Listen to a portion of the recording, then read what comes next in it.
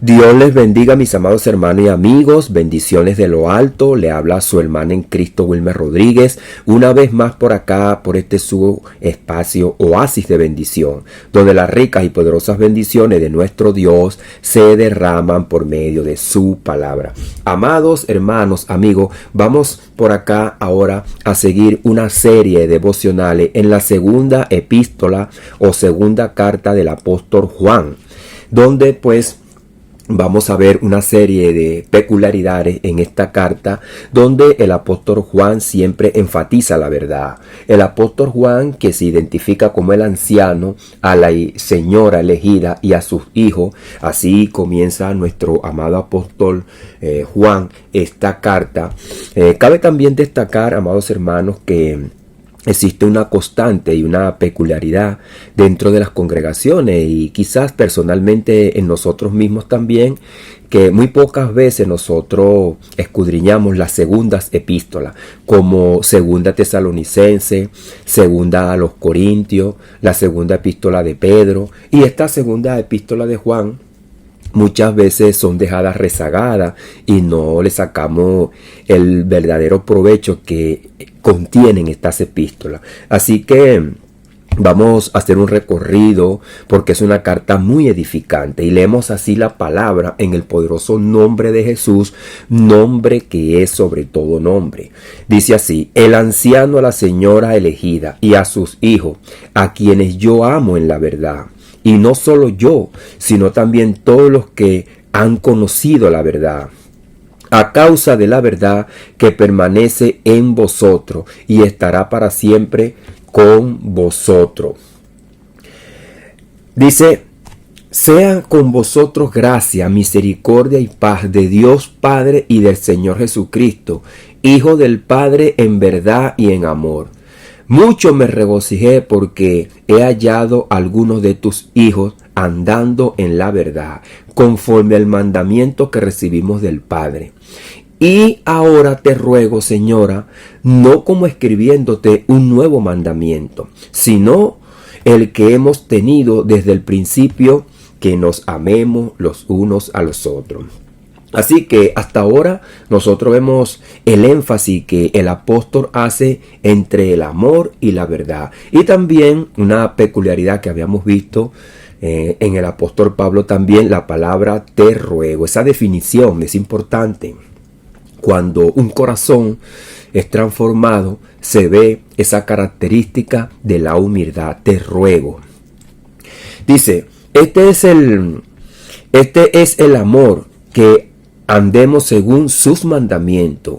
Este es el mandamiento, que andéis en amor como vosotros habéis oído desde el principio, porque muchos engañadores han salido por el mundo, que no confiesan que Jesucristo ha venido en carne. Quien es este y hace esto es el engañador y anticristo. Ahora dice Juan: quien esto hace es el engañador y el anticristo. Mirad por vosotros mismos para que no perdáis el fruto. Así que es una advertencia que hace nuestro amado apóstol Juan, a que nosotros no nos dejemos engañar. Acuérdense que venimos de la carta de Judas, una epístola también pequeña, pero que también tenía un contenido poderoso. Dice: cualquiera que se extravía y no persevera en la doctrina de Cristo, no tiene a Dios. El que persevera en la doctrina de Cristo, ese sí tiene al Padre y al Hijo. Si alguno viene a vosotros y no trae esta doctrina, no lo recibáis en casa, ni le digáis bienvenido, porque el que le dice bienvenido participa en sus malas obras. Tengo muchas cosas que escribiros, pero no he querido hacerlo por medio de papel y tinta, pues espero ir a vosotros y hablar cara a cara, para que vuestro gozo sea cumplido. Los hijos de tu hermana, la elegida, te saludan. Amén. Así que nuestro amado apóstol Juan nos deja una carta muy hermosa, maravillosa, pero también poderosa y con una alerta especial. Así que vamos a entremeternos pues en esta introducción y vamos a hacer una oración para que sea el Espíritu Santo quien nos guíe a través de estos devocionales que vamos a enrumbarnos ahora en esta segunda epístola de Juan. Padre, en el poderoso nombre de Jesús, Señor, te damos las gracias por tu amor, por tu misericordia y por tu palabra. Señor, danos sabiduría, danos entendimiento, danos fuerza y fortaleza, aclara nuestras mentes y nuestros corazones, para que también nosotros seamos alimentados, Señor, con tu palabra. Que tu palabra, Señor, sea esa luz, como lo dice también el libro de los Salmos, que es lámpara a nuestros pies, luz a nuestro camino, Señor. Ayúdanos, Padre amado, porque también así como nosotros necesitamos el alimento, Señor, mi Dios amado, secular, material, para nuestra carne, para nuestra vida, el andar diario, nuestras energías, también necesitamos el alimento espiritual para seguir adelante, Padre amado, en este camino, Señor, que no es fácil, es escabroso, como lo dijo nuestro Señor Jesucristo, que andamos por el camino angosto, pero andamos con la luz de Cristo, Padre. También permite que aquellos corazones, mi Dios amado, hambrientos y sedientos por tu palabra, pero que todavía, Señor, mi Dios amado, el Espíritu Santo no sea la revelada a sus vidas. Esperamos, Señor, que tú los toques, los llames y también sean parte, Señor, mi Dios amado, de tus hijos. En el poderoso nombre de Jesús te damos las gracias. Amén y amén. Así que en esta introducción que vamos a ver, la segunda epístola de Juan se presenta como uno de los escritos más breves del Nuevo Testamento. Es la carta más pequeña, compuesta por tan solo 13 versos, 13 versículos, pero a la vez constituye una de las exposiciones más densas y profundas en cuanto a la naturaleza de la verdad como identidad de la iglesia y la perseverancia en la doctrina de Cristo. Tradicionalmente se ubica su redacción en las últimas décadas del primer siglo, alrededor de los años 90. En este contexto del ministerio apostólico final del apóstol Juan, cuando la iglesia enfrentaba ya amenazas doctrinales internas, como lo habíamos visto en la carta de Judas, especialmente en las relaciones con la persona de Jesucristo. El autor se identifica no como apóstol, sino como el anciano, a diferencia pues de otros apóstoles que se identifican pues como apóstoles, la cual revela no solo autoridad espiritual, sino también madurez. Así que la palabra presbítero, anciano, que nosotros vemos hoy día, quizás Juan la puso por su avanzada edad. Así que Juan tenía experiencia y carácter pastoral profundamente ya formado. No es hablar como meramente decimos hoy en día un líder.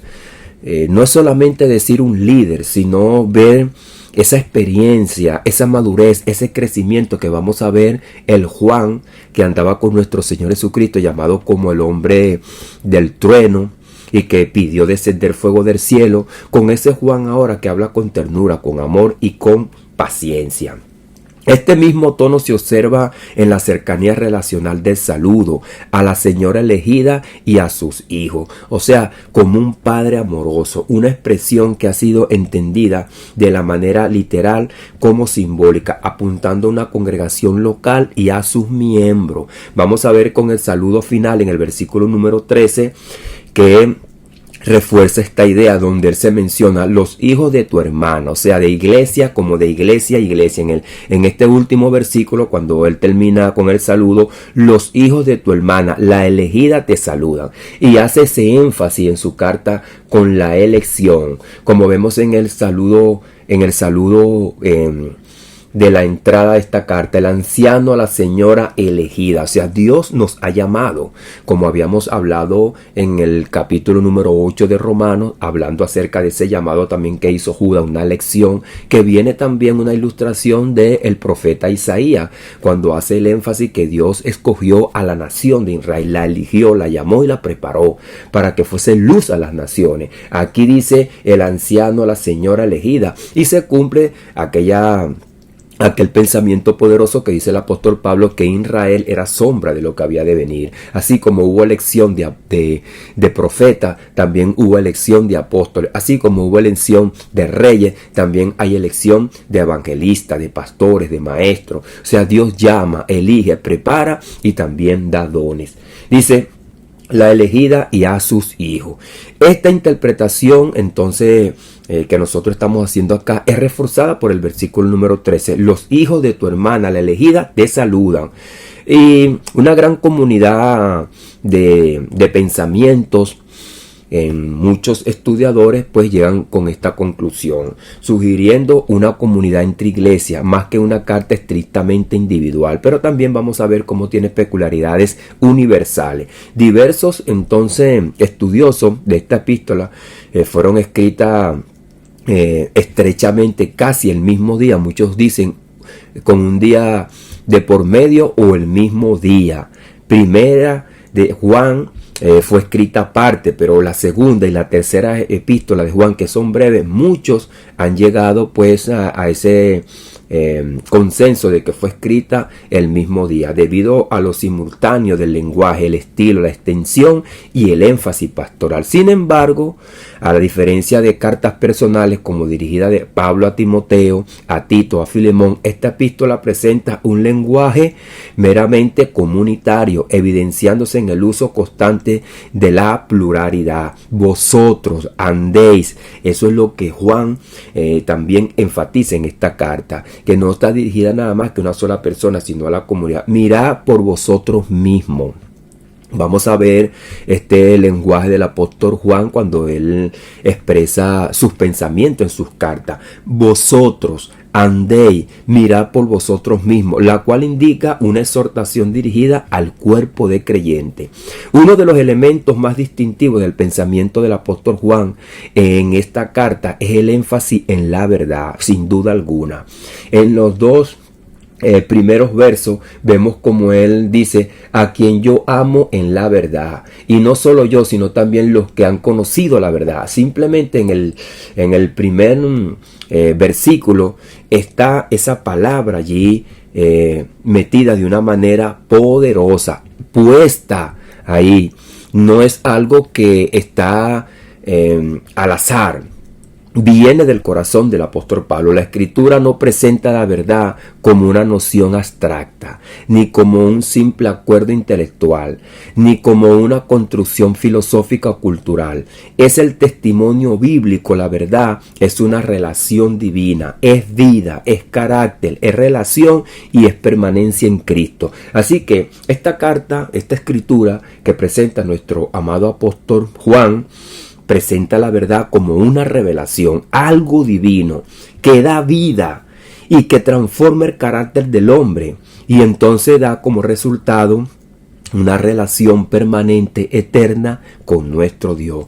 Cuando Juan escribe, no solo lo hace desde una preocupación organizacional, sino desde una perspectiva relacional y espiritual. Es una relación espiritual con Dios y con todos aquellos los que hemos conocido a Dios. Es por eso que colocamos este mensaje: vosotros andéis, mirad por vosotros mismos. O sea que está dirigido al corazón de la iglesia, al cuerpo eclesiástico.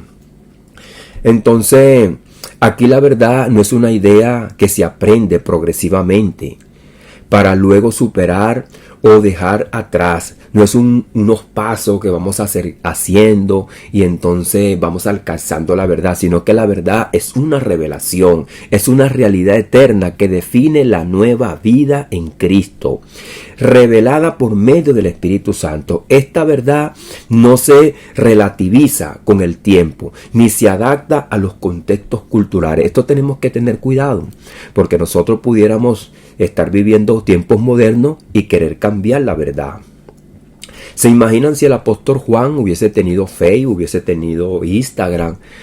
Aún así, él pudiera dar un mensaje a través de las redes sociales, pero le dice que él quiere ir a verlo. Nada es con el feedback, ese entretejido personal, de tú a tú, una vivencia, darle un abrazo, un Dios te bendiga, compartir la palabra personalmente. No hay nada que lo suplanta. Es por eso que muchos de los apóstoles, como el apóstol Pablo le dijo a Timoteo, que estaba preocupado por ir pronto a verlo. Así que la verdad es inmutable, no cambia por los contextos culturales ni se relativiza, porque es producida por un Dios eterno.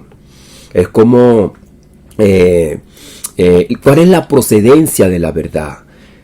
¿De dónde procede la verdad? Pues procede de un Dios eterno que no cambia, que la verdad siempre va a ser pertinente, persistente, para cada uno de nosotros. Siempre va a estar allí. La verdad proviene de Dios, procede de Dios. La verdad se encarna en Cristo también. La verdad revelada como una persona. Jesucristo lo dijo: yo soy la verdad.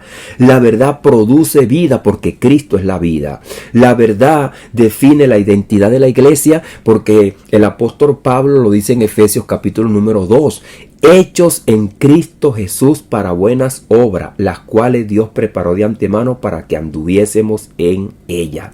Fíjese, hechos en Cristo Jesús, fuimos creados para buenas obras. Así que la identidad de la iglesia, es por eso que a nosotros nos llaman cristianos. ¿Por qué? Porque procedemos de Cristo. La verdad se manifiesta en un caminar práctico diario. Ahora, no fuimos hechos por la verdad para quedarnos estáticos, sino para que anduviésemos en buenas obras, preparadas de antemano para que anduviésemos en ella. Fíjese cómo el apóstol Pablo enfatiza pues este pensamiento y cómo lo enfatiza Juan. Una de las cosas que íbamos a hablar, los estilos de predicación y de pensamientos que nuestros hermanos apóstoles en el primer siglo nos dejan ver, que no todos tenemos la misma capacidad, no todos tenemos la misma peculiaridad de enseñanza, todos tenemos pues métodos y estilos diferentes, pero siempre haciendo énfasis en la verdad, no cambiando la doctrina. Quizás el estilo sea diferente, pero la verdad es la misma. Ahora vemos este punto también. La verdad se preserva en amor y en obediencia. No podemos desligar el amor de la verdad. Y menos debemos nosotros ignorar la obediencia. Asimismo, la epístola presenta una tensión necesaria entre la firmeza doctrinal y el ejercicio del amor. El apóstol no evade el error, ni visualiza la verdad, pero tampoco corrige desde la dureza carnal. Ahí está, hermanos. Cuando nosotros vamos a reprender a alguien, exhortar a alguien, ¿por qué siempre dejamos por fuera muchas veces el amor? Cuando nuestros hijos dejan la cama desordenada o dejan el cuarto desordenado y lo estamos esperando que llegue de la escuela para decirle palabras despectivas: tú no sirves para nada, tú siempre vas a ser así, tú no cambias, eres igual a tu papá o eres igual a tu mamá. ¿Y dónde está el amor? ¿Cómo corrige Juan? Vemos cómo Juan cambió. Aquel en los evangélicos en los evangelios que fue identificado como el hijo del trueno, estuvo dispuesto a decirle a nuestro Señor Jesucristo en la cara que descendiera fuego del cielo para que quemara a aquella gente. Ahora aparece como un pastor que corrige con amor, exhorta con mansedumbre y guarda la verdad sin separarla del amor. Así que, como lo habíamos dicho aquí, el apóstol no evade el error, ni suaviza la verdad tampoco, pero tampoco corrige desde la dureza carnal como estaba antes. Nosotros tenemos ya, se evidencia la transformación de nuestro corazón, un carácter profundamente cambiado desde el corazón. Aquel entonces Juan, que en los evangelios, si hubiese tenido una pistola que lanzara fuego, hubiese quemado a aquella gente. Pero ahora, ¿cómo corrige a los suyos? ¿Cómo los llama? Hijitos, a quien amo en la verdad. Esta enseñanza, hermano, profunda y poderosa, nos debe llamar a nosotros la atención. La corrección desde el contexto cristiano no puede desligarse del amor. Así como el amor verdadero no puede desligarse de la verdad, la epístola muestra que particularmente el error doctrinal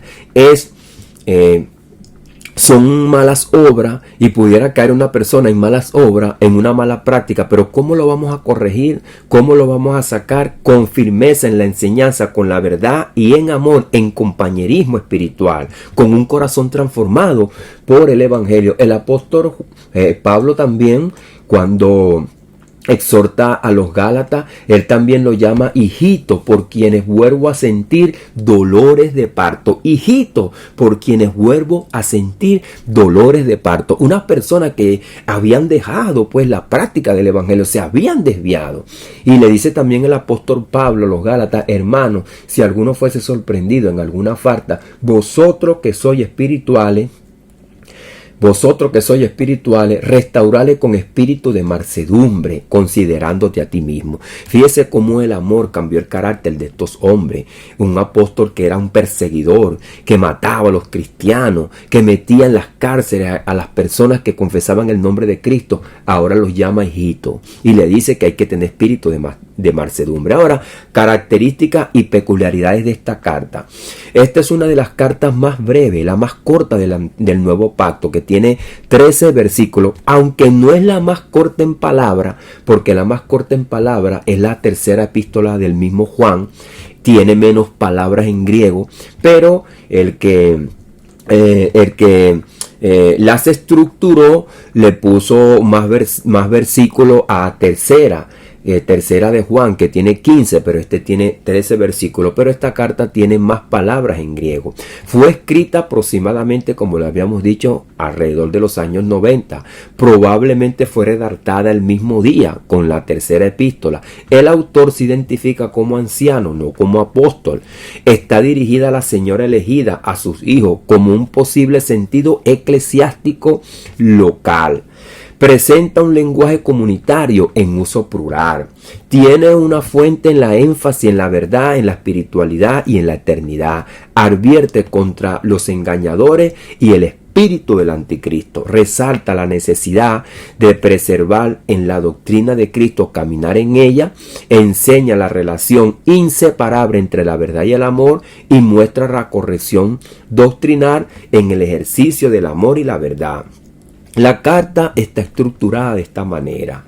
Del versículo 1 al 3 presenta un saludo, una presentación del autor, como lo habíamos dicho, como el anciano, destinatario y bendición en la verdad y en amor. Del versículo 4 al 6 un reconocimiento a aquellos que andan en la verdad. Él se goza porque andan en la verdad y hace ese énfasis en la exhortación a permanecer en el amor. Del versículo 7 al 11, una preocupación y advertencia contra los engañadores y exhortación a permanecer y a preservar pues esa doctrina que Cristo nos ha dado. Y el saludo final del 12 al 13, una despedida, deseo de una comunión personal y el saludo entre iglesia e iglesia. La segunda epístola de Juan, aunque breve, amados hermanos, en extensión revela una profunda doctrina espiritual que trasciende su tamaño, porque nosotros pudiéramos ver esta carta breve y que muchas veces, como lo habíamos dicho en el comienzo, son ignoradas las segundas epístolas, como la segunda Tesalonicense, segunda a los Corintios, la segunda epístola del apóstol Pedro, y esta de Juan también, valga la redundancia que estamos pasando. Así que la segunda epístola de Juan, aunque breve en su extensión, revela una profunda doctrina espiritual que trasciende su tamaño. En ella se presenta una iglesia llamada a vivir en una realidad viva que no es construida por el hombre, sino revelada por Dios. La verdad que permanece para siempre. No es que ayer conocimos la verdad y ya hoy la desconocemos, sino que siempre va a estar en nuestros corazones. Esta carta establece con claridad que la vida cristiana no puede reducirse en formas externas, en estructuras organizativas y menos en conceptos doctrinales, sino que consiste en una relación viva con la verdad revelada en Cristo, porque Cristo es la verdad. Así que nuestra relación es con nuestro Señor Jesucristo, y también manifiesta un caminar diario en obediencia, en amor, un carácter cambiado por el poder del Espíritu Santo. Al mismo tiempo confronta el peligro constante del engaño doctrinal, mostrando que la fidelidad a Cristo implica tanto amar como discernir. Así que no podemos decir que amamos a Cristo y no andamos en la doctrina de Cristo. Por tanto, permanecer o como rechazar, negar la encarnación y la doctrina de Cristo nos va a nosotros identificar si somos hijos de Cristo o no somos hijos de Cristo. Si hemos salido de Cristo, si el Padre verdaderamente está en nosotros. Así, hermano, esta epístola se convierte en un llamado solemne a la iglesia. Permanecer en la verdad, andar en amor y guardar la doctrina de Cristo como fundamento inmutable de la fe. Inamovible. En esta atención entre la verdad y el amor se define la autenticidad del creyente y la pureza de la iglesia. Entonces Juan, con su carta, va a hacer ahora una radiografía espiritual. ¿Quiénes andan en la verdad? Y aquellos que se han desviado de la verdad, corregirlo y traerlo con cuerdas de amor, como lo dice Oseas. Con cuerdas de amor Dios nos trajo a su seno.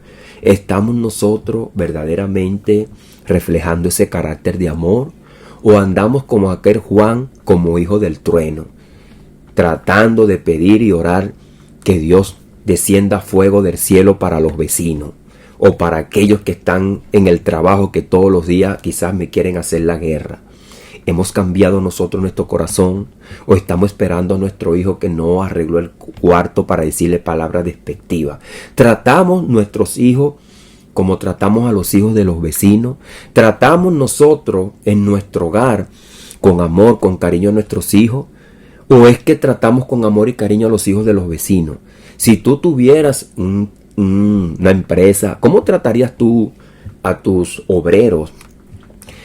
Aquellas personas que tú tienes a tu cargo, las tratas malamente, con palabras despectivas. Dios ha cambiado tu corazón.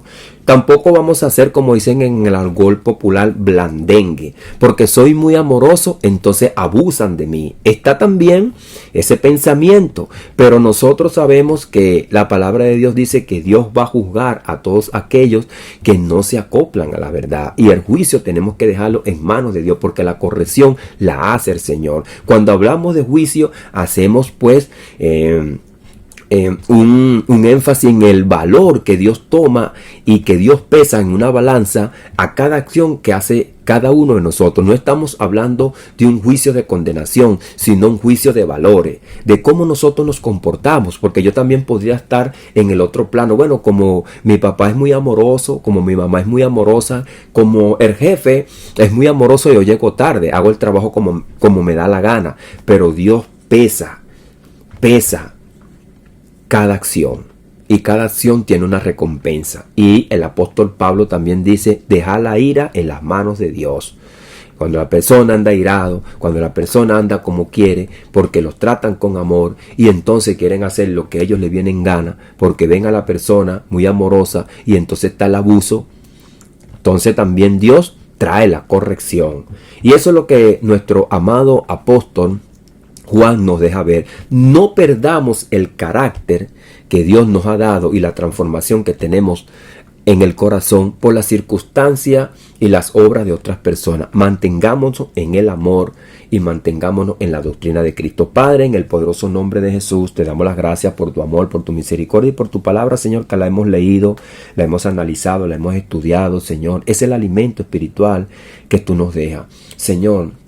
Importante que nosotros nos identifiquemos como tus hijos, Señor, mi Dios amado.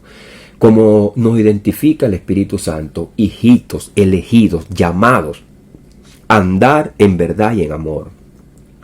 Ayúdanos, Señor, que esa sea la constante en nuestras vidas, para que nosotros no perdamos, Señor, esa iluminación y esa revelación que tuvimos desde el principio, que aún siendo malos, Señor, aún dándote la espalda, tú nos llamaste con cuerdas de amor. Que nosotros tomemos ese ejemplo, porque tú no nos pagaste a nosotros conforme a nuestras malas obras, conforme, Señor, a nuestros pensamientos malvados, cuando te dábamos la espalda y hacíamos en el mundo todo lo que nosotros queríamos y nos convenía para nuestro deleite carnal. Allí tú nos viste en ese vacío, en esa oscuridad, en esas tinieblas densas, y ahí nos llamaste con amor. Utilizaste personas para que oraran por nosotros, nos trayeran el mensaje con amor y con compasión. Así, Señor, que ayúdanos, Padre amado, a tomar ese ejemplo. Cómo vemos esa transformación del corazón de nuestro amado apóstol Juan, que después de haber sido identificado por ti mismo, Jesús, como los hijos del trueno, ahora son los hijos del amor, los elegidos, los llamados y los que hablan con verdad, con humildad y con paciencia. Padre, danos la sabiduría, Señor, dando el entendimiento, y no dejemos que las circunstancias, Señor, nos pongan duros y fríos, sin amor y sin comprensión. Danos esa fuerza, esa fortaleza, ese temple, como lo dice nuestro amado apóstol Pablo también en la epístola a los Gálatas, que nosotros tenemos el fruto del Espíritu, andar en templanza, andar en amor. Señor, ayúdanos, Padre, en el poderoso nombre de Jesús. Amén y amén. Dios les bendiga, Dios les guarde, mis amados hermanos y amigos. Bendiciones de lo alto. Le habló su hermana en Cristo, Wilmer Rodríguez. Una vez más por acá, por este su espacio, Oasis de Bendición, donde las ricas y poderosas bendiciones de nuestro Dios se derraman por medio de su palabra. Amados hermanos, amigos, le invitamos pues para que síganos en las páginas de YouTube como Oasis de Bendición, en la página de TikTok como Oasis de Bendición y en nuestra página de Facebook como Wilmer Rodríguez, donde encontrará pues allí varios estudios que también serán edificantes para sus vidas y que también usted puede compartir con sus amigos, sus allegados y todos familiares que tenga a su alrededor. Dios les bendiga, Dios les guarde.